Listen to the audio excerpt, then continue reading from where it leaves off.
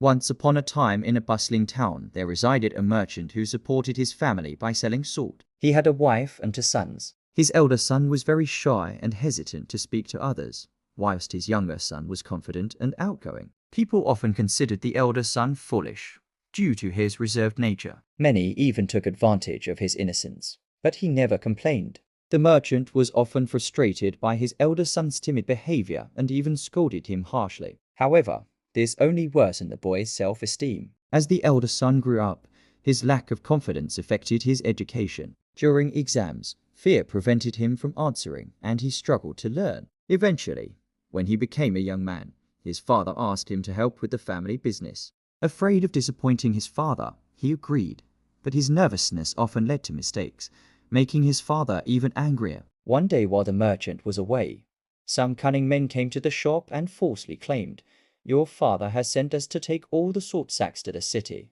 The young man hesitated to question them, and before he could react, they took all the goods. When his father returned and found the shop empty, he was furious. "You fool! You let them steal everything. You have caused me a great loss. Get out of my sight and never return." The young man was devastated. His father's anger, the townspeople's laughter, and his helplessness made him feel worthless. Heartbroken, he wandered to the riverbank. Overwhelmed with shame, he thought, "There is no point in living anymore. I will always be a failure." Just as he was about to jump into the river, a young disciple passing by saw him and pulled him back to safety. The young man angrily asked, "Why did you save me? My life is useless. I cannot do anything right." The disciple gently replied, "Life is given only once. If you are alive, you can overcome failure and find success. But if you give up, you will never know what you were truly capable of." The young man shared his sorrows.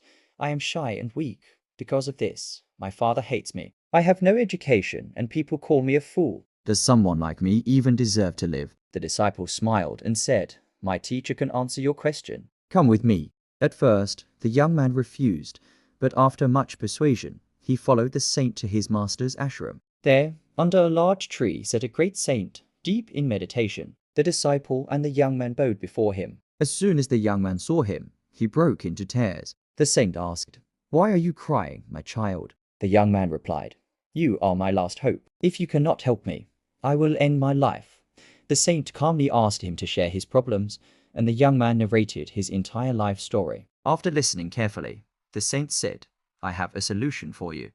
But before I tell you, you must follow my instructions for the next 3 days. If you complete my tasks, I promise your life will change."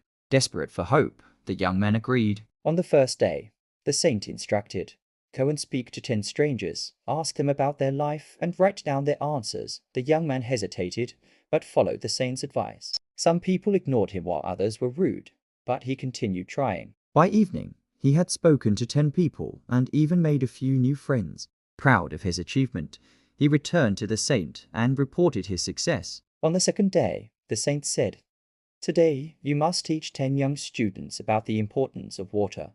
The young man was shocked. "I have no proper education. How can I teach?" he protested. The saint smiled and said, "Those children do not know that you feel uneducated. Just share whatever you already know."